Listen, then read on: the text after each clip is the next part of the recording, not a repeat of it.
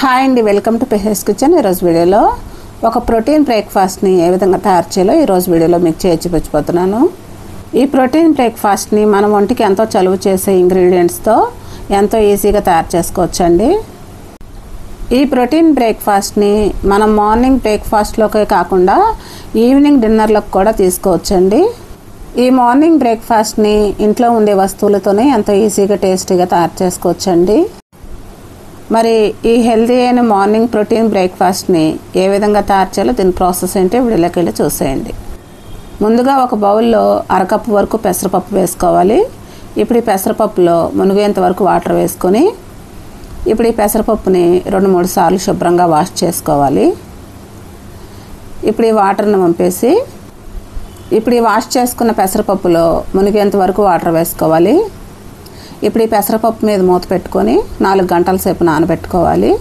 ఇప్పుడు ఇంకొక బౌల్లో 1/2 కప్పు వరకు పెద్ద సగ్గుబియ్యం వేసుకోవాలి. ఈ సగ్గుబియ్యం మునిగేంత వరకు వాటర్ వేసుకొని ఇప్పుడు ఈ సగ్గుబియ్యం మీద మూత పెట్టుకొని 4 గంటల సేపు నానబెట్టుకోవాలి.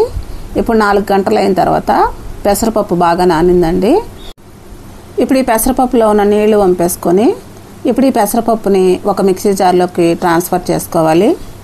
ఈ పెసరపప్పులో మనకి ఎన్నో ఆరోగ్య ప్రయోజనాలు ఉన్నాయండి.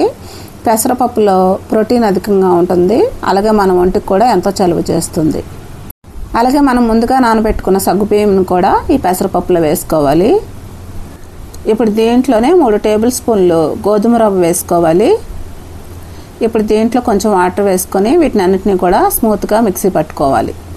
ఇప్పుడు ఈ విధంగా స్మూత్గా మిక్సీ పట్టుకున్న ఈ బ్యాటర్ని ఒక బౌల్లోకి ట్రాన్స్ఫర్ చేసుకోవాలి.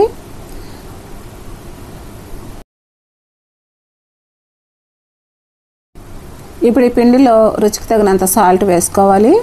దీనిలోనే 1/2 టీ స్పూన్ వంట సోడా వేసుకోవాలి. ఇప్పుడు వీటిని అన్నింటినీ కూడా మొత్తం మిక్స్ అయ్యేటట్టు ఒకసారి బాగా కలుపుకోవాలి. బ్యాటర్ కన్సిస్టెన్సీ మరీ గట్టిగా కాకుండా మరీ పల్చగా కాకుండా బ్యాటర్ కన్సిస్టెన్సీ ఈ విధంగా ఉండాలండి. ఈ విధంగా ఉంటే సరిపోతుంది. ఇప్పుడు ఈ పిండిని పక్కన పెట్టేసుకొని ఇప్పుడు ఒక బౌల్లో ఒక ఉల్లిపాయని ముక్కలుగా కట్ చేసుకొని వేసుకోవాలి. దీనిలోనే ఒక మీడియం సైజు టమోటాని ముక్కలుగా కట్ చేసుకొని వేసుకోవాలి. దీనిలోనే 1 టేబుల్ స్పూన్ అల్లం ముక్కలు, 2 టేబుల్ స్పూన్లు పచ్చిమిర్చి ముక్కలు, కొన్ని కొత్తిమీర ఆకులు, 1/2 టీ స్పూన్ జీలకర్ర, 1/2 టీ స్పూన్ సాల్ట్ వేసుకోవాలి.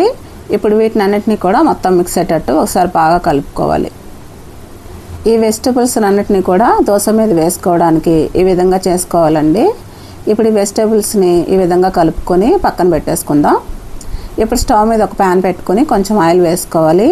ఇప్పుడు ఈ ఆయిల్ని ఒక టిష్యూ పేపర్తో తుడిచేసుకోవాలి. ఇప్పుడు మనం రెడీ చేసుకున్న ఈ పిండిని 1.5 గరిటె వరకు వేసుకొని కొంచెం మాత్రమే స్ప్రెడ్ చేసుకోవాలండి, పెనమంతా స్ప్రెడ్ చేయకూడదు. దోశని ఈ విధంగా వేసుకున్న తర్వాత మనం కలిపి ఉంచుకున్న వెజిటబుల్స్ అన్నిటినీ కూడా ఈ దోశ మీద వేసుకోవాలి. ఇప్పుడు ఈ దోశ చుట్టూ 1 టీ స్పూన్ ఆయిల్ వేసుకోవాలి. ఇప్పుడు ఈ దోశని 1 నిమిషం సేపు మీడియం ఫ్లేమ్లో కుక్ చేసుకోవాలి.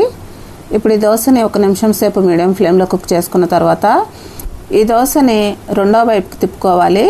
ఈ దోశని రెండో వైపు కూడా 1 నిమిషం సేపు మీడియం ఫ్లేమ్లో కుక్ చేసుకోవాలి. ఇప్పుడు ఈ దోశని రెండో వైపు కూడా 1 నిమిషం సేపు మీడియం ఫ్లేమ్లో కుక్ చేసుకున్న తర్వాత ఇప్పుడు ఈ దోశని ఒక ప్లేట్లోకి తీసేసుకోవడమేనండి. మిగిలి ఉన్న పిండిని కూడా ఇదే విధంగా దోశల్లాగా వేసుకోవాలి. ఇప్పుడు ఈ ప్రోటీన్ దోశలతో కొబ్బరి చట్నీ, పుదీనా చట్నీతో సర్వ్ చేసుకుంటే చాలా టేస్టీగా ఉంటాయండి. అంతేనండి, మరి ఎంతో హెల్తీ అయిన ప్రోటీన్ బ్రేక్ఫాస్ట్ని ఎంతో ఈజీగా టేస్టీగా తయారు చేయడం చూసారు కదా. మరి ఈ వీడియో మీకు నచ్చితే కనుక కమెంట్ రూపంలో తెలియచేయండి. మరిన్ని హెల్తీ రెసిపీస్ కోసం మన ఛానల్ సబ్స్క్రైబ్ చేసుకుని బెల్ ఐకాన్ ప్రెస్ చేయండి. మీ ఫ్రెండ్స్కి, రిలేటివ్స్కి షేర్ చేయండి. Thanks for watching.